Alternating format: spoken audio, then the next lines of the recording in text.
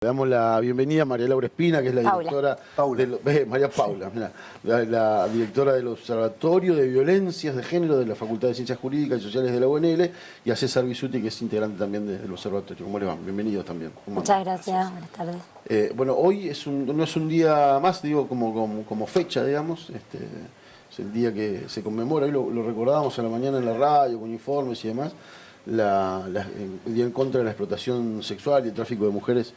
Y bueno, van a hacer una nueva presentación, van a volver a presentar en realidad un informe que vienen elaborando, vienen realizando. Esta tarde va a ser, ¿no? Sí, así es un informe sobre la aplicación de la Ley de Trata de Personas en la ciudad de Santa Fe a 10 años de su sanción. Es un informe que empezamos a trabajar en el año 2015 y que finalizamos a comienzos de este año, pero que bueno, nos parecía que en el contexto de esta efeméride, también además de la reciente muerte de Mari Balán, la mamá de Natalia Costa, también a partir de muchos de los debates o cuestiones que quedaron al descubierto a raíz del femicidio de Cecilia y las dificultades que aún se encuentran al denunciar la búsqueda de paradero, nos parecía importante como volver a poner en debate o a socializar algunos de los resultados de esta investigación, que para nosotros sin dudas dejan abierta, ¿no?, una hoja de ruta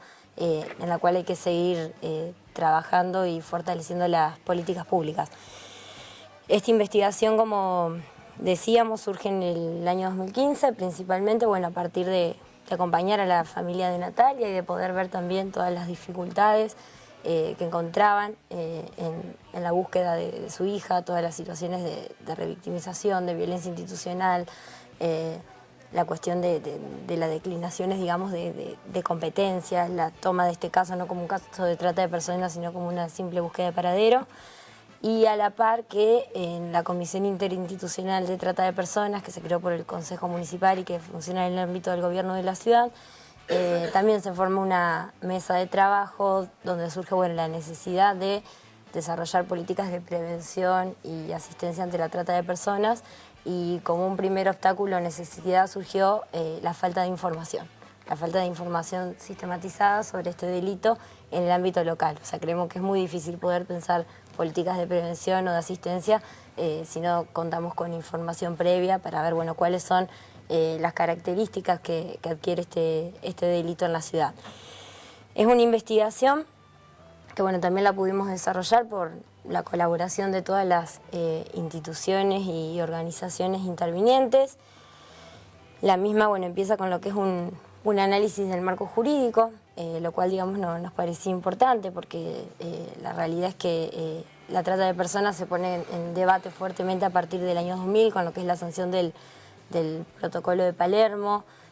Luego a partir de allí se empiezan como a impulsar una serie de reformas legales, penales en distintos países, entre ellos Argentina. Y en el 2008 tenemos la primera Ley Nacional de Trata de Personas, que va a ser reformada en el año 2012, sobre todo a partir de la movilización del movimiento de mujeres en su versión más bien abolicionista. Y nos parece importante hacer referencia a este marco jurídico porque también es como un marco jurídico pensado muy desde el norte global, muy desde una lógica de la criminalidad organizada transnacional, y nosotros estamos convencidos que es necesario también poder mirar este tipo de problemas desde una mirada de colonial, feminista, y viendo qué características asume acá en la ciudad de Santa Fe. Y de hecho, este fue también como uno de los resultados de los que llegamos. Otra de las cuestiones o de las fuentes de las cuales utilizamos fue la recolección y análisis de datos estadísticos. Esto también fue un proceso, digamos, muy complejo, porque realmente llevó mucho tiempo lo que fue desde el requerir hasta el efectivamente poder recepcionar la información por parte de las distintas instituciones.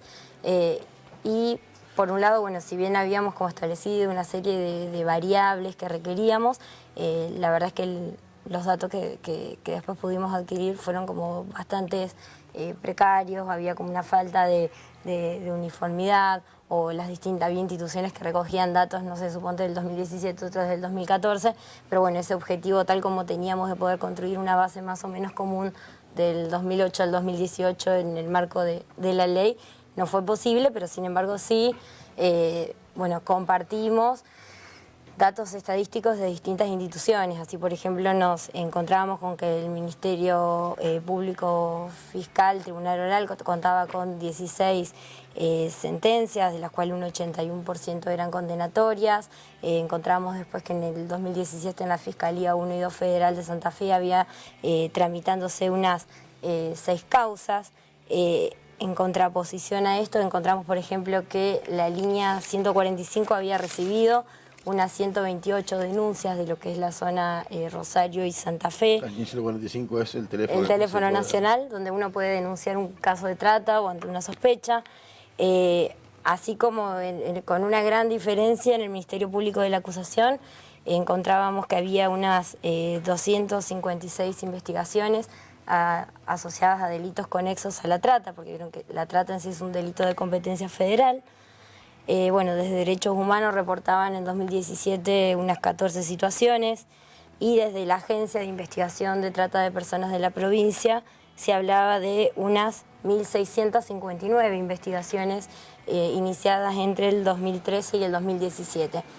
Entonces digo, si bien no pudimos cumplir como con este objetivo de contar con datos para comparar y sistematizar, porque cada uno de estos organismos como que registraba sus variables y a su manera, o sea, no es que había como un método común, sí creo un dato y que abre nuevas investigaciones esta brecha, ¿no? Porque efectivamente algo está sucediendo cuando hay una diferencia tan laxa, tan amplia entre el número de denuncias recepcionadas en una agencia provincial y luego efectivamente el número de sentencias o de casos judicializados que encontramos y en el ámbito federal. O sea, esa fue como una de las principales conclusiones y más que nada cuando a esto también le sumamos la brecha respecto del número de víctimas, ¿no es cierto?, asistidas.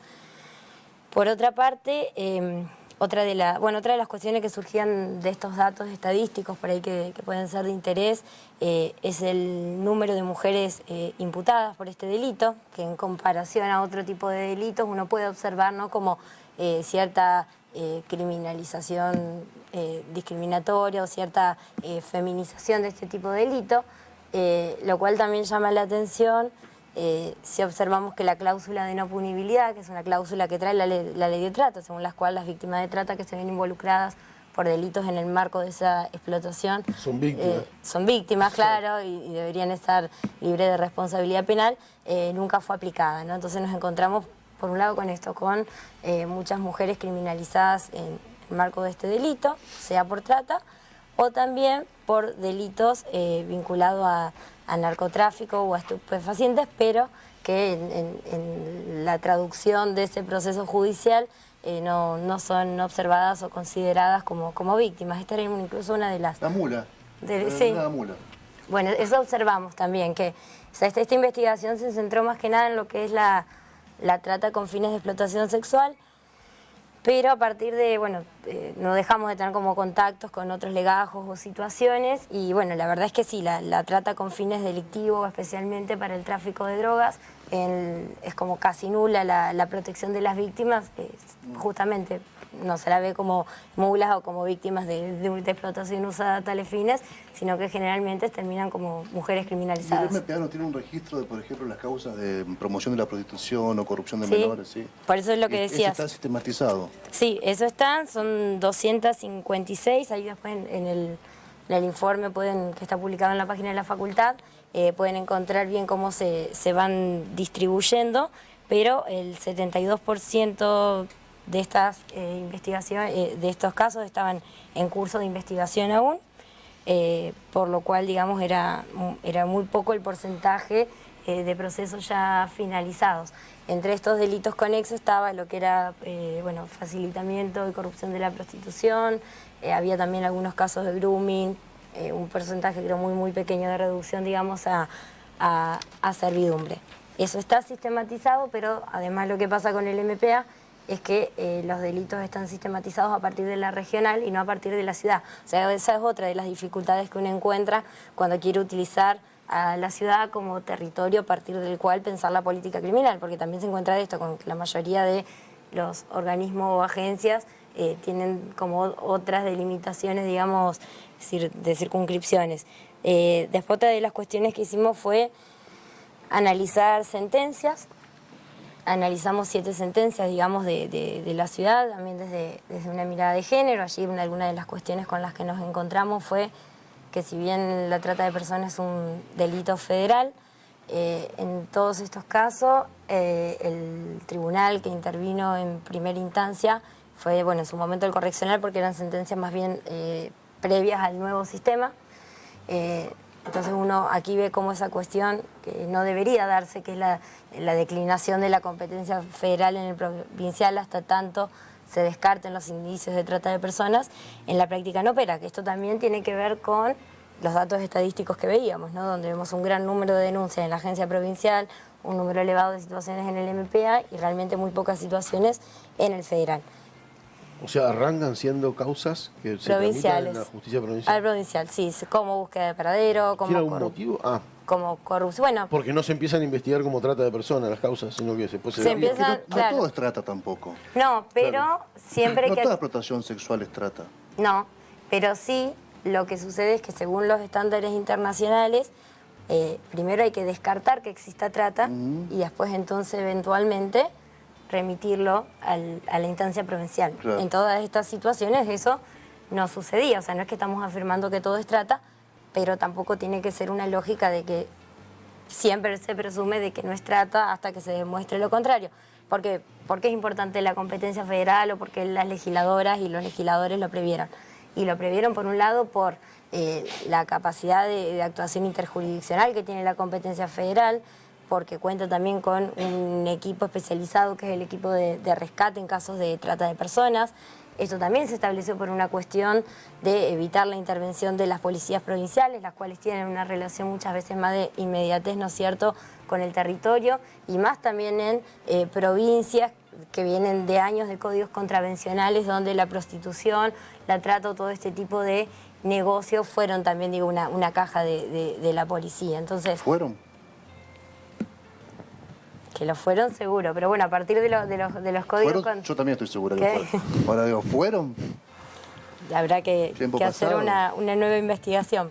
Pero la verdad es que en materia, ¿no es cierto?, bueno, lo que vos decís, el tema de la connivencia, en otro de los apartados de esta investigación, que se hizo también a partir de entrevistas a agentes de instituciones y de organizaciones, surgía todavía el tema de la connivencia policial también como una problemática. Hay como un caso muy paradigmático en Santa Fe, que fue el que mencionaste, Natalia Costa, que desapareció el 29 de mayo del 2009 en la esquina de Suipacha, el 25 de mayo, y que de entonces está desaparecida, que se presume que fue trasladada a Místico esa noche, esa madrugada.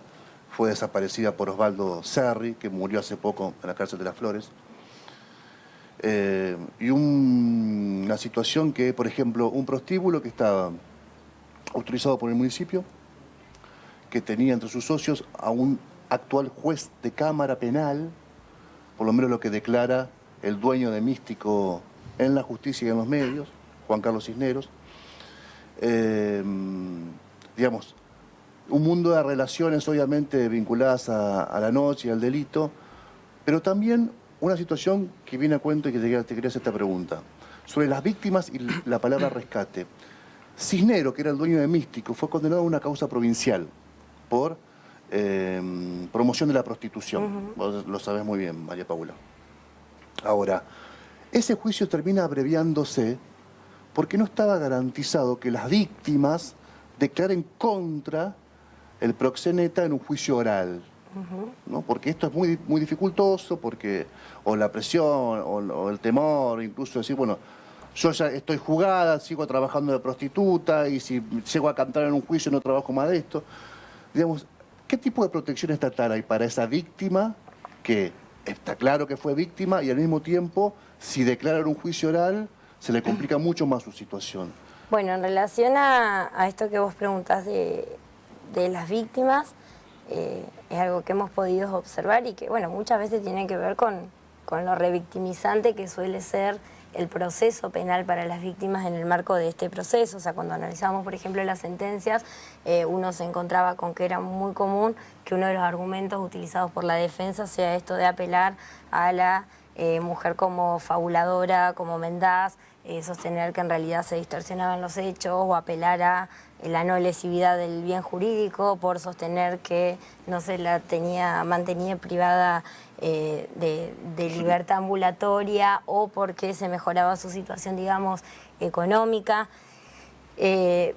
La verdad es que suelen ser estos procesos bastante revictimizantes, donde muchas veces también se indaga sobre cuestiones previas de las víctimas, que nada tienen que ver muchas veces con la investigación acerca de si estaba o no en una situación de prostitución.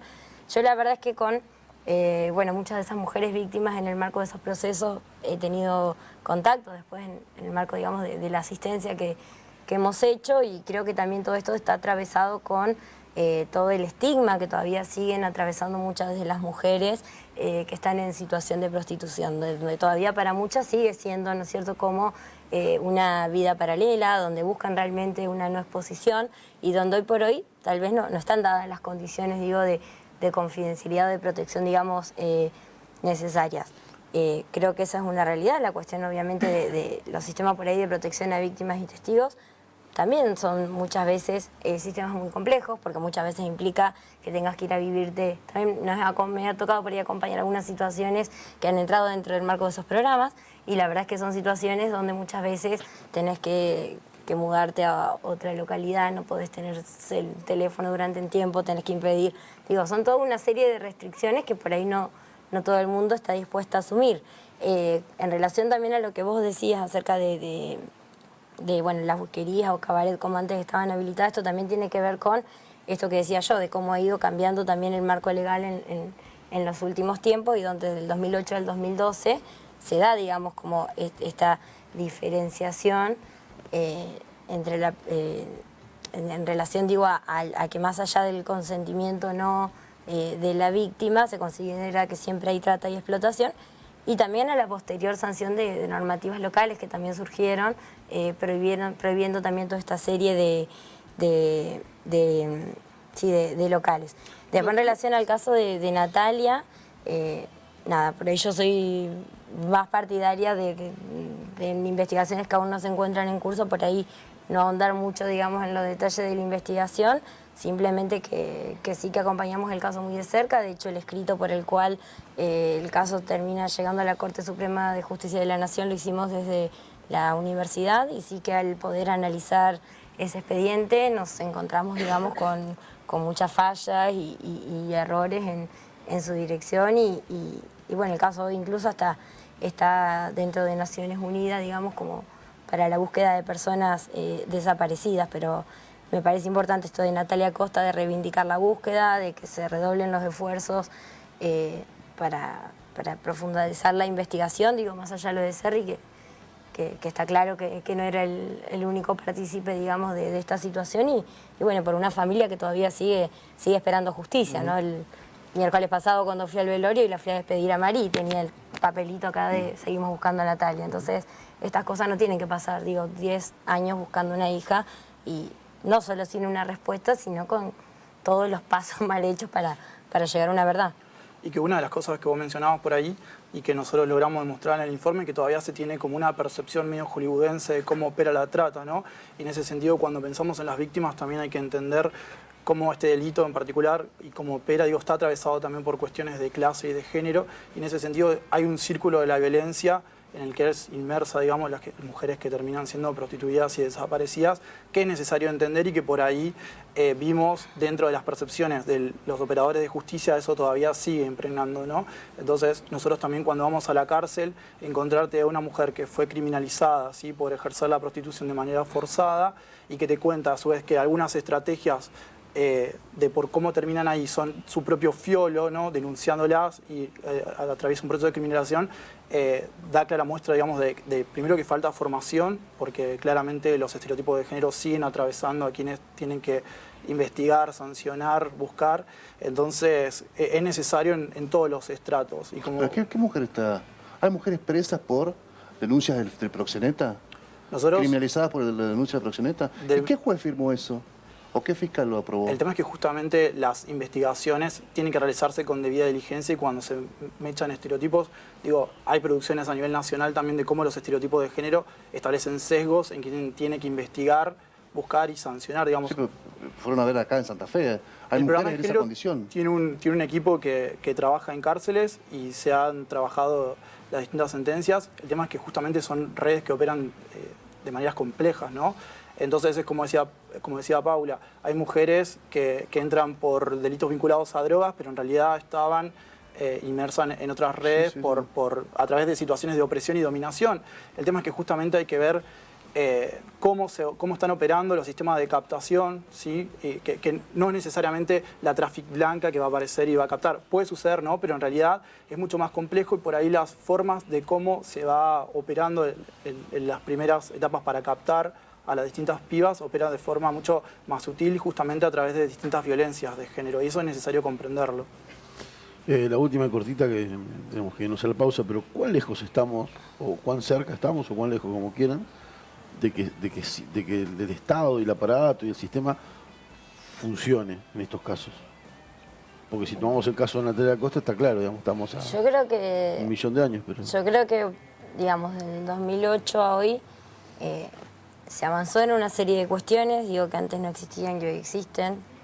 El 145, el contar con una agencia de trata, una fiscalía especializada en el MPA, pero hay otras cuestiones donde necesariamente estamos muy lejos. Creo que en lo que tiene que ver, por ejemplo, con un aspecto fundamental que es la reparación, por ejemplo, a las víctimas, falta mucho me parece después en términos de coordinación, o sea, realmente se necesita otro tipo de coordinación entre la justicia federal, la justicia provincial, el Ministerio, digamos, de Seguridad. A nosotros la verdad es que esto de las competencias y de cómo se están dando los casos de trata en la ciudad es algo que nos preocupa mucho. En materia de formación en perspectiva de género de los actores intervinientes, bueno, esperemos que ahora la ley Micaela de pronto sea capaz no como una instancia para que esto se revise y se pueda como fortalecer y mejorar. Pero bueno, creo que esa normativa, sobre todo en su fase preventiva y asistencial, está muy lejos. Digo, capaz que nos hemos acercado o se han dado ciertos pasos en lo que tiene que ver con la punitividad, pero esto que prometía ser como una ley integral, cuando uno pasa a ver la asistencia y la reparación, hay muchas deudas pendientes. Chicos, gracias Paula César por acompañarnos. Gracias. Muchas gracias.